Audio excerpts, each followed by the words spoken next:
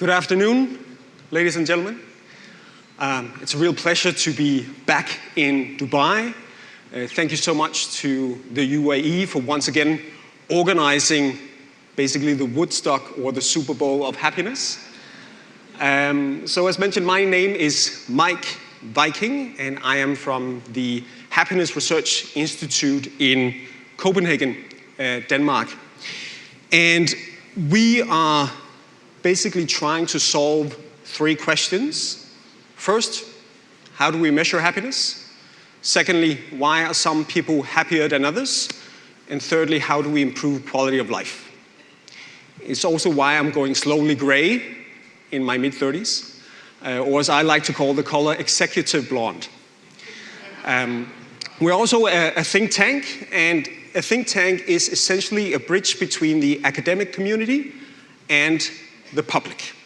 So we are trying to take the great scientific findings and bring them to a wider audience.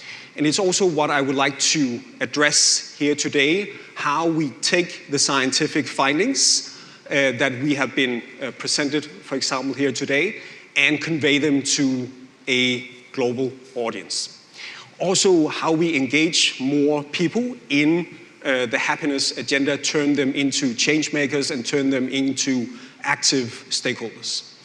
First, though, I would like to add a bit more on the Scandinavian happiness puzzle. I would like to talk a little bit about my home country and my hometown, Copenhagen, because as Alexander Stubb formerly mentioned before, it's not only that it is extremely cold in Scandinavia.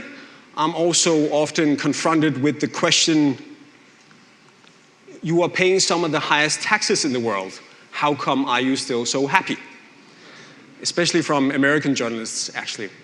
I like to turn it around and say maybe we are happy because we are paying high taxes.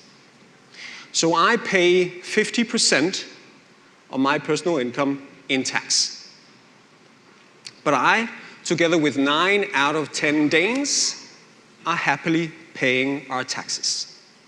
And we do that because we feel we get a lot in return. We don't see them as taxes, we see them as private investments in the public good. We see them as investments in quality of life.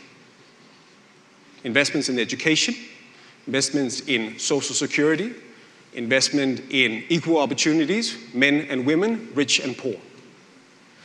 I think the key to understanding why the Nordic countries do well is that they are relatively good at creating good conditions for good lives. They lift up the bottom, that improves the average, and that's why we come out on top. So you can say we're the happiest countries in the world, or you can say we're the least unhappy. And just to give you a few examples from my own life, I think what works well in Denmark and the rest of Scandinavia is that those countries remove the price tag there is on happiness. And what I mean by that is whether you are rich or poor, you will still be able to enjoy a relatively high level of quality of life. In Copenhagen, on my everyday, I cycle to work. I don't own a car because I don't need a car. The majority of people in Copenhagen do like me. We cycle to work, we cycle to university. Even the majority of the members of parliament cycle to parliament. We don't do it because it's something that keeps us healthy. We don't do it because it's good for the planet. We do it because it's fast and it's convenient. Because there's been a lot of investment in infrastructure for cyclists, for pedestrians. So as a pedestrian or as a cyclist, you are not treated as a second-rate citizen, but you are the king and queen of the road. It also means that even if I lost my job tomorrow and all my income, my mobility is not lost. My mobility is not based on whether I make a lot of money or few money. So that is something that reduces worry, it's something that reduces stress and anxiousness. Another example is, you see the picture on the right there. That's from the Central Harbor in Copenhagen. I go there in the summertime to take a swim. And in all honesty, our summer lasts about an afternoon, then it's back to winter again. But this afternoon is really lovely. And it's something that I can enjoy and the rest of Copenhagen can enjoy because there's been a lot of investment in cleaning up the harbor. And it's also something that is accessible for all, whether you are rich or whether you're poor. So we invest in quality of life. The question is then, how do we bring all these findings to a wider audience? And I'll base my points here on the experience I've had with my former, or my two latest books, which have been embraced by a quite wide audience. And basically what I've done is I've taken the scientific findings. For example, in my latest book, I've used the 6 factors that is presented in the World Happiness Report, as some of you are familiar with, the 6 factors that explain why some countries are happier than others. We all know them well.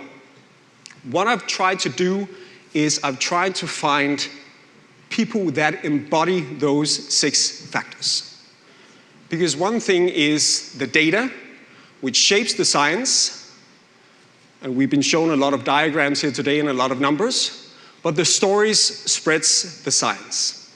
And I think that's what we all need to remember more. Find narratives, find people who embody the points we're trying to make, because those are the points that people will remember. So I'll just give you 2 examples of people who embody some of the 6 factors. So the first, I'm sorry, Gabrielle, is not from South Australia, but is from Western Australia. So here on the right, we have a woman called Shani. And what Shani has done is she has taken a street and she has turned it into a community. There's been a lot of talk about social connection here today. And now, what used to be an ordinary town, ordinary neighborhood, ordinary street, is a street where they have movie nights, they have pizza nights, there's a pizza oven in the back there. I'm not sure what this is, but it looks like fun. They also have community gardens, and they even have a goat that grasses across several lawns. I would have loved to grow up on a street with goats. But what Shani did was she started to connect with her neighbors. She wanted to create a street directory. So she started to knock on people's doors and got contact information, names, and so on. But she also asked people, what kind of street would you like to live on?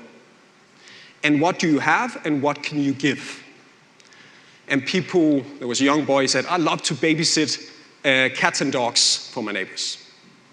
And there was another guy who said, I need people to help me eat mulberries, because in the mulberry season, I have too many. But there was also, she noticed, 3 ladies on the street who enjoyed singing. And there was an ex-choir mistress, so they formed the Holbert Street Choir. And that became the first step on a journey. I think Shani is a great example of how we can create more connection and turn neighbors into friends. And I think Shani is a great way for us to remember that point. Another story, and a very inspirational person I met also on my travel, is this guy. His identity is a secret, and he's the closest thing to a superhero you can get. So I call him Clark.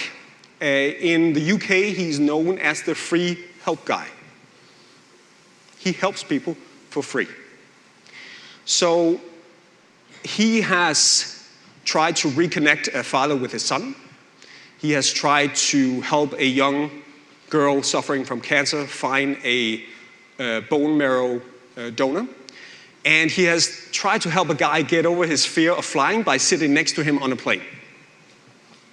This all started a few years ago when Clark was in his mid-20s, and he was working in marketing in central London, every day commuting to Oxford Street Circus, and just feeling a little bit fed up, a little bit disillusioned.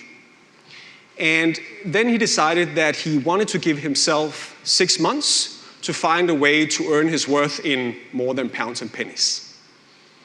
And the first week, he binge-watched Breaking Bad. But then, for some reason, he decided to write on an online forum, "Is there anybody I can help? I'll do it for free, the free help guy." And the first people to respond was a couple, I think they were called Jill and Richard. And they had provided a room, they had a spare room in their house, and they had borrowed that to a homeless person. But now that homeless person had secured a job and moved on. So they needed somebody else to help. And that became the first step in a long journey. Now, he wants to make this project permanent. Because despite the fact that he has helped many, many people, he feels that the one that have benefited the most from this project is himself. I remember he said, "My heart beats in a way that it never has before." I think Shani and Clark are great examples of togetherness and the value of kindness and generosity and helping others, and by that achieving happiness for yourself. So my third point was, how can we also get people more involved in the happiness agenda and turn them into active stakeholders? And I'll tell you what we've done, what I've done with the books, is that I've asked people to become my eyes and ears. I've asked people to spot and tell us about what works in their world, in terms of what improves quality of life, in terms of what improves happiness. And then hashtag it with look for lykke on social media. And also become champions of change and heroes of happiness. And this week I saw we now have almost 700 people showing us what they have done and what they've seen other people do in terms of improving quality of life. So we see people helping each other. This Janet on the right, she made a bean soup after her grandmother's recipe and gave it to a person in need. So we see people reconnect with nature. I think the left one is from Iceland and the right one is from Russia. We see people biking. As a Dane, that makes me very happy, both in Russia and mid-November, I think, going to work. We see people trying new initiatives in schools. In the book, we talk about the brain brushing exercise from Bhutanese schools, a mindfulness exercise they start and finish their day with. A school tried that. That's on the left. On the right is a game, or a modification of a game I suggested in the book. How many know musical chairs, right? We play music. There's not enough chairs for everybody. When the music stops, we sit down. Those that did not get a chair, get out, right? That's a game that teaches the kids to compete over scarce resources. So we turned it around and turned the competition into a cooperation game. We play the same element. We still play music. There's still less chairs than people. But instead of throwing people out of the game, we tell them, well, now you have to sit 2 people on a chair, or 3 people on a chair. So this one on the right, there are now, 6 or 7 people on a chair. So we teach them to cooperate instead of to compete. We also see people exploring community libraries, mini libraries, and even creating community gardens as they did in Western Australia. And I'll leave you with this, because I think what we did was essentially a very simple thing. We showed people some visions of what their neighborhoods and their countries and their societies and their cities could look like. And I think dreams are a very powerful motivator in terms of getting people out and getting people active. And I think what we essentially did was we tapped into the point that is best said by the author of The Little Prince, who wrote, if you want people to build a ship, don't drum them up and assign them tasks and work, but instead get them to long for the endless immensity of the sea. And I think that's also what we need to do. We need to get people to start dreaming about what their streets, their cities, and their societies could look like. Thank you.